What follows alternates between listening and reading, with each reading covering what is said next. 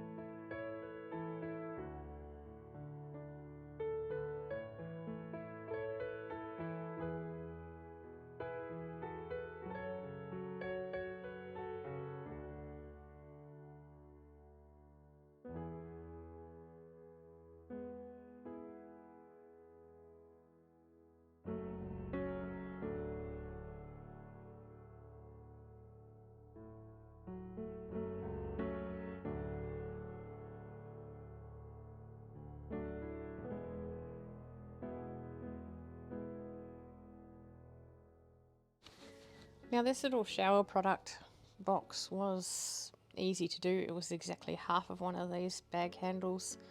I decided to do 3 signatures of 5 pages. So I'll get all of those ready. I'm pretty sure I do the same for the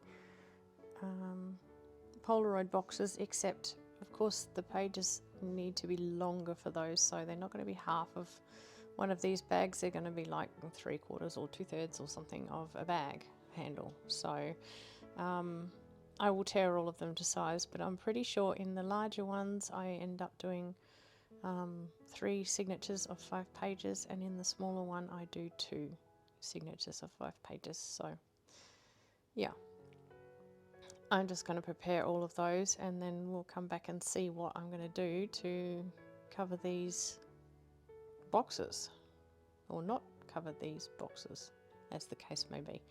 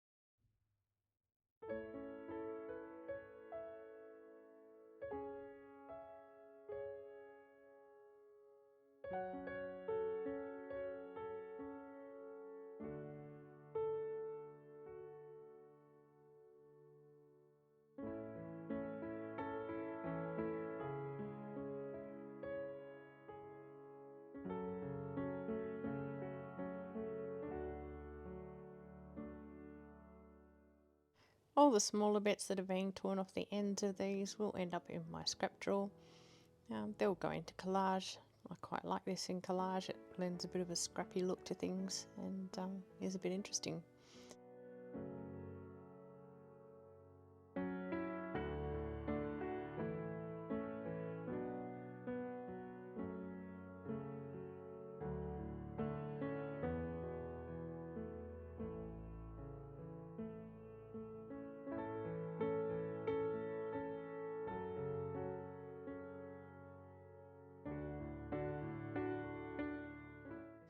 There we go, there's all the pages created, and now it's time to work out what I'm doing with these covers. I've been thinking about it while I've been making the pages, racking my brains for, for how I'm going to do this. And I had a thought, something that I have had in my room and, well, lying around my house for so long. Quite surprising that I still have it, quite surprising that it still works, to be honest. I decided to grab a roll of clear contact. Now, giving away my age here, I've had this since my kids were in school. I used to cover their school books. They are all ranging around the 30 years old now. And I still have this piece of contact lying around. And what's more, I knew exactly where it was. So I thought, you know what, I'm going to try this. I don't know if it's going to work. I don't know if it will be sticky. After 30 years sitting in the cupboard, or actually sitting in a bin near my desk, it's going to be a bit touch and go whether or not it's any good. There's holes in the paper, there's all sorts of things going on. So let's give it a go and see what we end up with. I said it had been sitting around 30 years. Well, probably closer to 20 years, I guess. But still impressive that it's still in this condition, like working condition. So contact, for anybody who doesn't live in Australia, and I don't know what other people call it, but contact is basically a huge roll of sticky plastic. Yeah, it's a bit like sticky tape, except it's a bit sort of stretchy, I don't know. But you cover school books with it, well, used to anyway. I don't know if you still do. I don't have small children, but yeah, I used to cover my kids' books with like the funny papers out of the newspaper and stick contact over the top. So yeah, they were interesting for them to take to school, and they looked cool, and you know, all the rest of it. So yeah, you would just stick it over the book, and it sticks to the book cover, and it sticks to itself, and just protects everything against, you know, grimy little hands and you know, the odd water spill or whatever.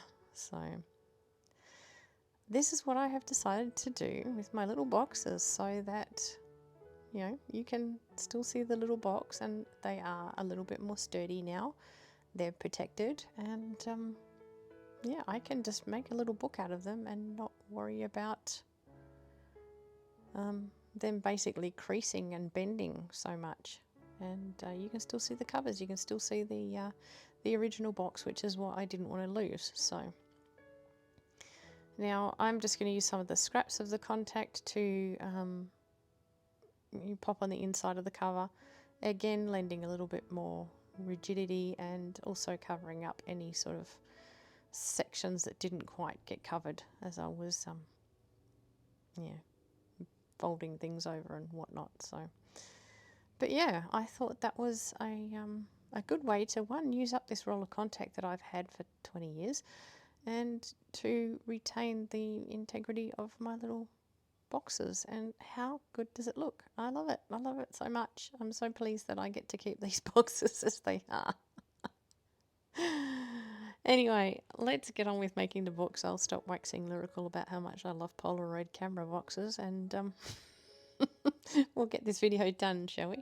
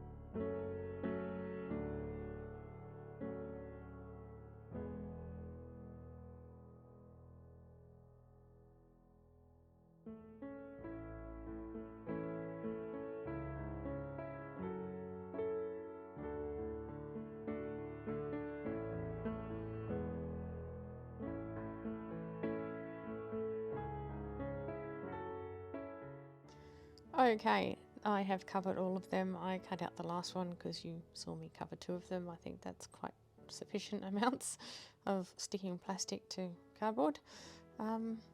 Yeah, I am just going to use a 3-hole pamphlet stitch and stitch these little signatures in. I will show you one if you like, and then I'll just cut to the end and show you all 3 of our little journals put together, because yeah, you've seen me do this a million times. But anyway, yeah, I'm really pleased with these in the end. I think they turn out terrific. So yeah, I mean, it's all a matter of taste, I guess. Like I say, I don't generally keep unaltered packaging and make things out of it. It's just not my thing. But these particular little boxes just really screamed to me that they wanted to stay as they were. So that's how they're staying.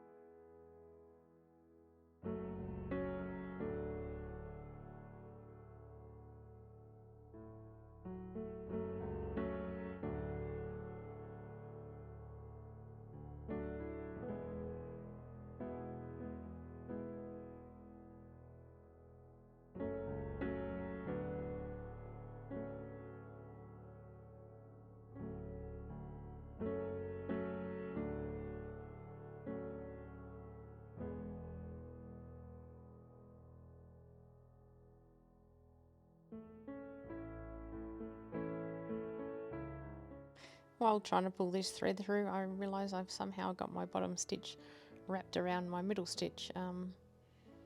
The mind boggles. I don't even know how you would achieve this if you wanted to, but I just push my needle back through and untangle it, and yeah, pop it back through the cover. But yeah, these things do happen.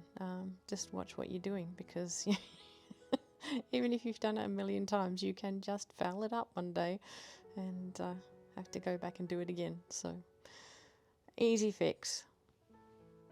And there it is, it's finished, and I think it's the cutest thing ever. I really love these. I'll go on to sew the other two, and I'll just be back and show you the three of them at the end. I hope you like them as much as I do, and thanks for spending your time with me today. Have a great day, guys. I'll see you soon. Bye.